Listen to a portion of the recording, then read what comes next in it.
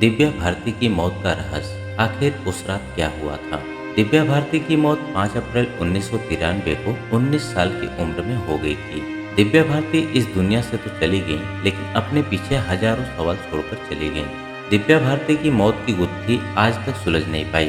दिव्या भारती 5 अप्रैल 1993 में अपने घर की बालकनी से गिर गई थी और उसके कारण उनकी मौत हो गई थी। दिव्या भारती की मौत की घटना को लेकर कई तरह की कहानियां सामने आई थी। किसी ने दिव्या भारती की मौत को साजिश बताया, तो किसी ने उनके पति साजिद को उनकी मौत का जिम्मेदार माना। मुंबई पुलिस के मुताबिक दिव्या भारती की मौत एक एक्सीडेंट है। यह हादसा हुआ 5 अप्रैल 1993 को। जगह थी वर्सोवा। अंधेरी वेस्ट मुंबई के तुलसी अपार्टमेंट की 5वीं मंजिल का एक अपार्टमेंट है। इस अपार्टमेंट के लिविंग रूम की खिड़की से दिव्या रात 11:30 बजे ग्राउंड फ्लोर पर गिरी। उन्हें नजदीकी कूपर हॉस्पिटल ले जाया गया, जहां उन्होंने दम तोड़ दिया। 7 अप्रैल को हिंदू रीति रिवाज से उनका अंतिम संस्कार पति साजिद ने किया। अब बात करते हैं दिव्या भारती की मौत की गुत्थी और उसके आगे पीछे की तमाम जानकारी। ओम प्रकाश भारती और मीता भारती की बेटी दिव्या भारती ने 9वीं क्लास की पढ़ाई के बाद 14 साल की उम्र में स्कूल छोड़ दिया था। तब तक वह कुछ मॉडलिंग कर चुकी थी। गोविंदा के भाई कीर्ति कुमार ने उन्हें बतौर हीरोइन लॉन्च करने का फैसला किया था, पर बाद में बात बिगड़ गई। फिर दिव्या तेलुगु में बनी फिल्म बूबली राजा में वेंकटेश की हीरोइन बनी। फिल्म सुपरहिट रही। हिंदी में लॉन्च पैड बनी राजीव रॉय की फिल्म विश्वात्मा। इसके बाद दिव्या ने धड़ाधड़ कई हिंदी और तेलुगु फिल्में साइन की। तब तक वह परिवार के साथ रहती थी।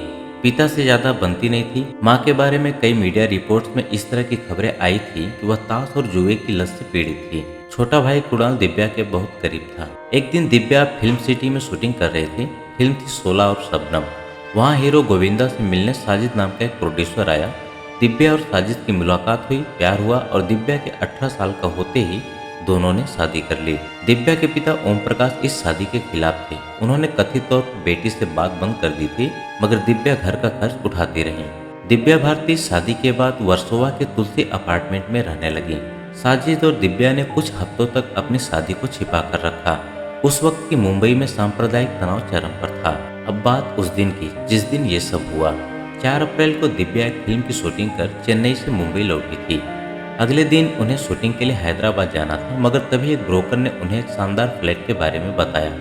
अरसे से दिव्या अपने नाम पर एक फ्लैट खरीदना चाहती थी। उनके बाएं पैर में चोट भी लगी थी।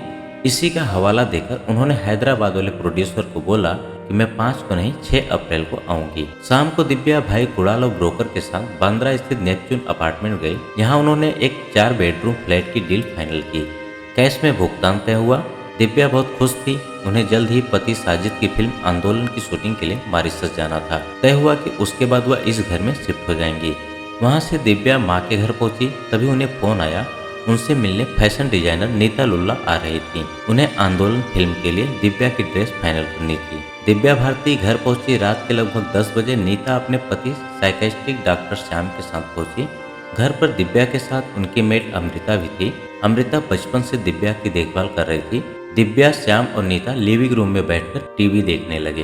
तीनों ने कुछ ड्रिंक्स भी लिए। फिर दिव्या लिविंग रूम की खिड़की की तरफ बढ़ी। यह खिड़की पार्किंग की तरफ खुलती थी। इसमें ग्रिल नहीं लगी थी। दिव्या खिड़की पर चढ़ गई और बाहर की तरफ पैर करके बैठ गई। खिड़की के बाहर लगभग 1 फुट की पट्टी थी। दोस्तों की माने तो दिव्या अक्सर ऐसा करती थी। इस दौरान वह लगातार अमृता से बात कर रही थी। अमृता उस वक्त किचन में इन तीनों के लिए चखना तैयार कर रही थी। पुलिस को दिए बयान की माने तो नीता और श्याम उस वक्त बीसी प्लेयर में कुछ देखने में मशगूल थे। खिड़की पर बैठी दिव्या भारती ने लिविंग रूम की तरफ मुड़कर देखा और अपना एक हाथ खिड़की की चौखट को मजबूती से पकड़ने के लिए बढ़ाया। उनका हाथ स्लिप हो गया, वह नीचे गिरी। ये सब कुछ ही सेकेंड्स में हुआ। जब नीता, श्याम और अमृता भागकर नीचे पहुंचे तो देखा कि पार्किंग में दिव्या तड़प रही है। चारों तरफ खून का गोला बढ़ता जा रहा था। दिव्या जिंदा थी, मगर उसकी नब्ज तेजी से डूब रही थी। वे उसे अस्पताल ले गए, कूपर हॉस्पिटल। वहां इमरजेंसी के आईसीयू वार्ड में दिव्या ने आखिरी सांस ली। दिव्या की आखिरी मेडिकल रिपोर्ट डॉक्टर त्रिपाठी ने तैयार की थी। उनके मुताबिक दिव्या के पेट में कुछ मात्रा में अल्कोहल था। 2 दिन बाद हिंदू रीति रिवाज से दिव्या भारती का अंतिम संस्कार कर दिया गया। दुल्हन वाली लाल चुनरी ओढ़े दिव्या की वह आखिरी तस्वीर लोगों के दिमाग में टंग गई। इस दौरान फिल्म इंडस्ट्री के तमाम दिग्गज मौजूद थे।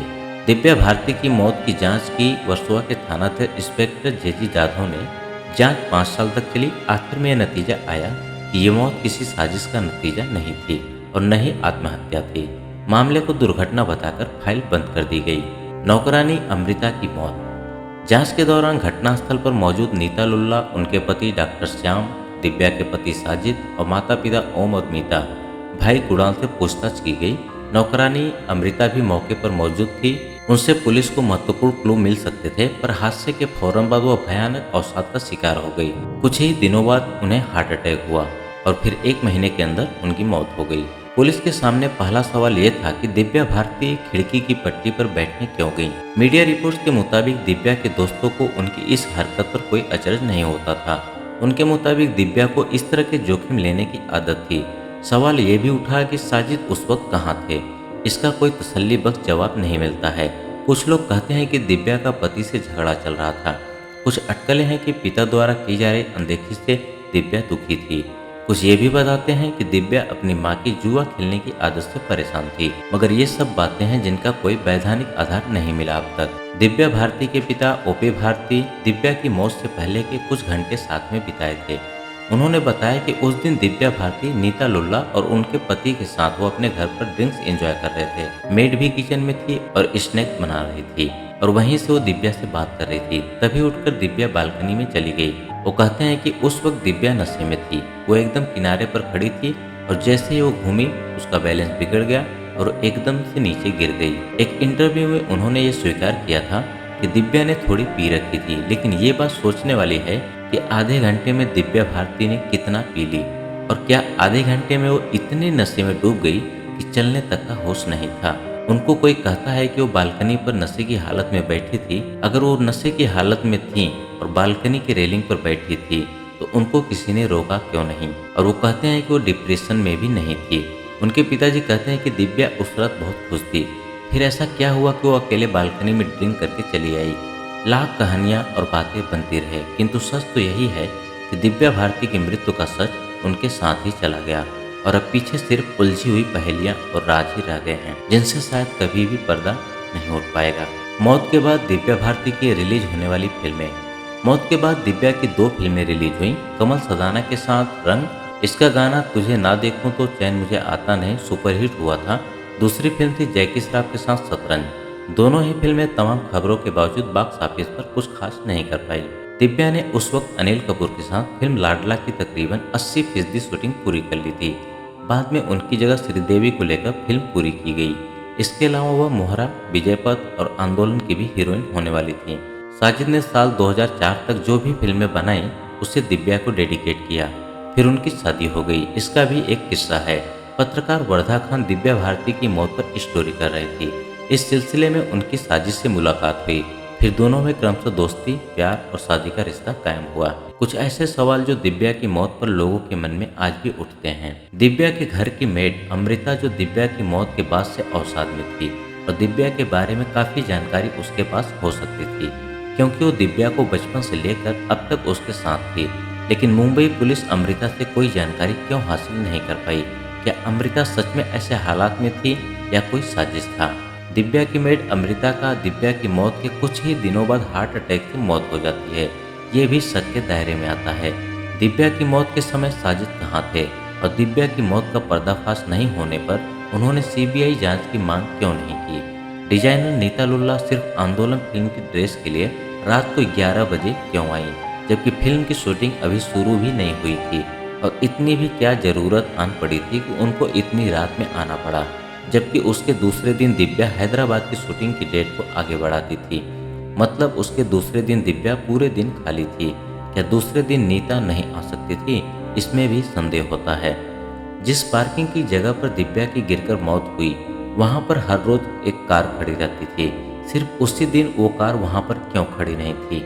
दिव्या जैसी सेलिब्रिटी के घर की खिड़की में ना ही कोई दरवाजा था और ना ही कोई लोहे का सुरक्षा रॉड लगा था। मतलब उस खिड़की से कभी भी कोई भी आ जा सकता था।